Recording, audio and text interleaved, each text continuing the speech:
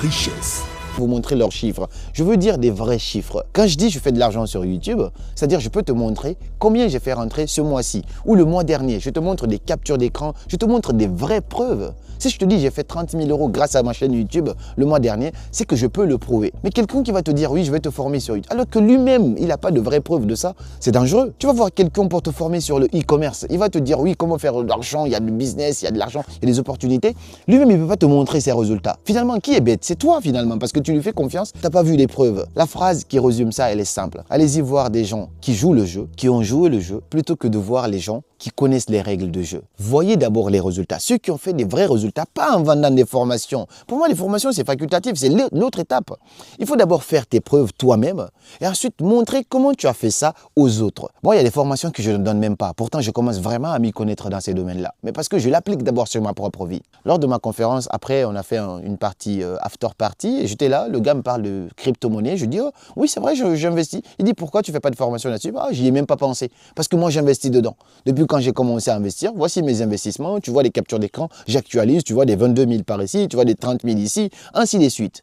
Quand je te dis j'investis dans la bourse, j'investis dans des ETF, je n'ai même pas vendu de formation à qui que ce soit. Peut-être que par gentillesse, je le fais avec certains de mes amis, je les aide à comprendre comment ça fonctionne pour investir leur argent. Mais depuis combien de temps? J'ai commencé au bout du mois de mars. De mars à là, j'ai pu mettre à peu près plus de 16 000 € dans des ETF. Et les 16 000 € ont généré à peu près 13% sur mon argent. Au lieu de garder ça à la banque, plus de 13%. Donc, sur 16 000 € investis, là, j'ai eu plus de 2 000 € de bénéfices à moins d'un an d'intérêt. Et ça, c'est les intérêts composés qui vont se multiplier. Moi, je vise le 5 ans là-dessus. Mais je ne vends même pas de formation là-dessus. Maintenant, si je vends, je suis totalement légitime parce que j'ai moi-même mes vraies preuves. Mais comment tu vas aider quelqu'un à investir dans la bourse si toi-même, tu n'as jamais investi dans la bourse? Comment tu vas vendre des formations sur la crypto-monnaie? Tu n'as zéro preuve que tu as fait de l'argent avec cela. Regardez les gens qui ont joué le jeu, pas tout simplement des gens qui connaissent les règles du jeu.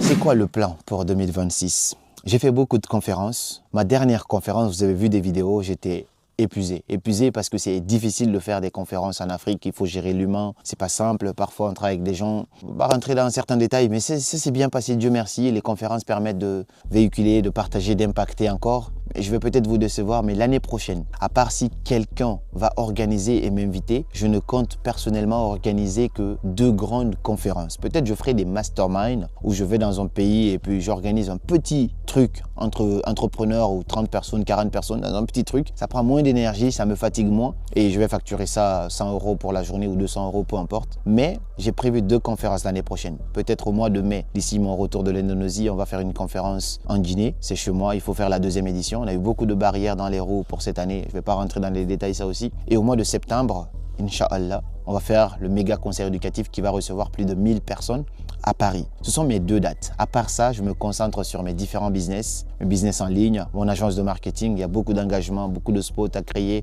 Je vais me concentrer à fond sur ça pour l'amener chercher le million dans l'agence. Il faut savoir en tout cas, je serai très régulier sur ma chaîne YouTube. Vous allez avoir des week-ends, des vidéos, parfois des vidéos sponsorisées, mais tout ça autour de business. Et dans la semaine, des vidéos aussi simples comme ça qui vont parler à cœur ouvert, développement personnel, autour de la communication de l'humain et tout ce qui va avec. Pour 2026, j'ai décidé de faire en sorte de former peut-être personnellement 100 personnes. Personnellement, prendre la main de au moins 100 personnes dans mes programmes d'accompagnement high ticket que je vais aider à métamorphoser leur vie à travers des domaines bien précis. Ça va être une formation peut-être autour de mes investissements que je fais, montrer aux gens comment moi je fais pour placer mon argent, pour ne pas que mon argent dorme. Je vais aussi accompagner. Je vous dis, prenez le succès comme un voyage de 1000 km et la liberté financière comme un village qui se trouve au 100e kilomètre.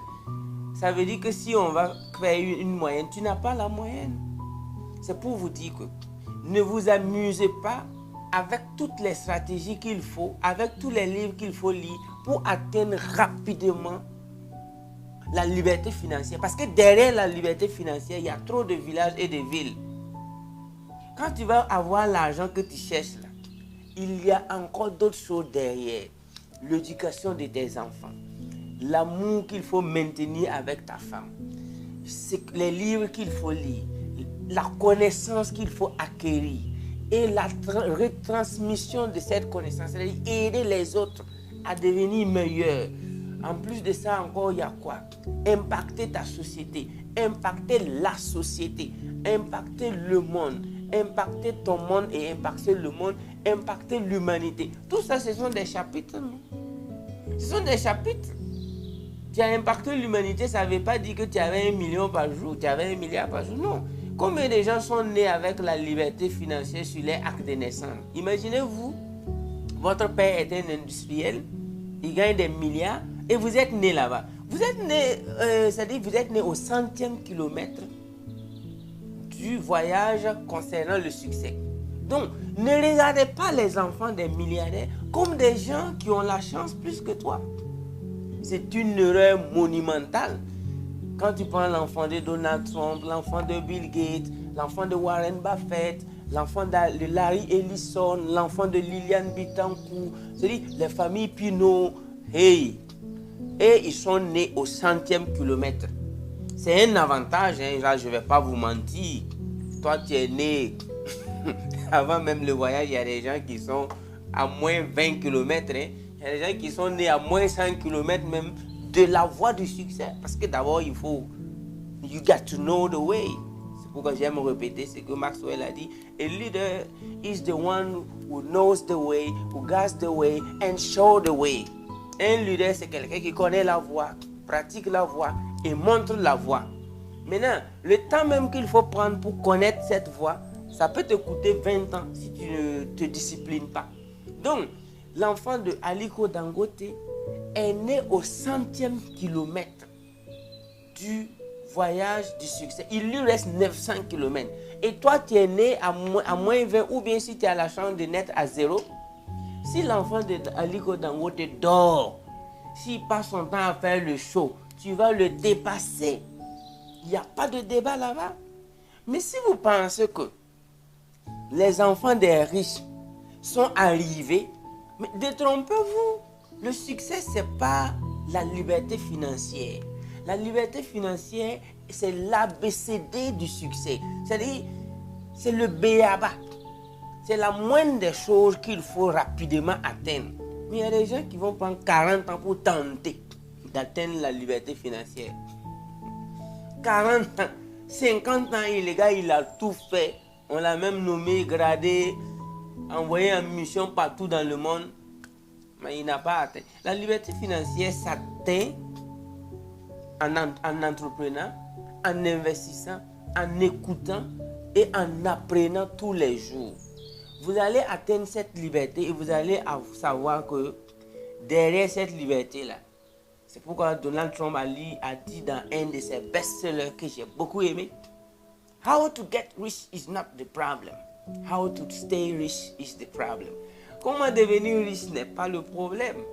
Comment rester riche, c'est ça le problème. Si tu veux un exemple, pourquoi les loteries winners ne restent pas riches pendant 3 ans? Quand quelqu'un gagne au loto, il faut lui donner 3 ans. Tu reviens le voir, lui-même il cherche encore un capital inférieur au capital qu'il a permis de gagner au loto. Là. Par exemple, s'il avait joué avec 5 000, 3 ans après, il fait un combat pour chercher 3 000 pour aller rejouer. Parce que, comment devenir riche, ce n'est pas le problème. Comment rester riche? Si vous pensez que derrière la liberté financière, il n'y a pas d'autre enjeu, pourquoi quand quelqu'un gagne au loto 50 millions, 100 millions, pourquoi 3-4 ans après, il devient plus pauvre qu'au début? Pourquoi? Posez-vous cette question. C'est pourquoi je veux que tu saches que ne fixe pas tous tes objectifs, ne mets pas toutes tes énergies dans le seul but d'avoir la liberté financière. Réserve tes énergies parce que derrière la liberté financière, il y a encore un voyage de 900 km. Si tu apprends cette stratégie, même tu seras... C'est pourquoi quand vous partez dans les grands pays comme l'Amérique, le Japon, tu vas voir des milliardaires en culotte. Tu vas voir des milliardaires qui balayent la route. Tu vois des milliardaires... D'autres sont sortis de notre vie en cours de route. D'autres nous ont trahis, d'autres nous ont blessés, d'autres nous ont déçus. Nous aussi, on n'a pas été parfaits sur la route. En tout cas, merci pour toute cette expérience-là.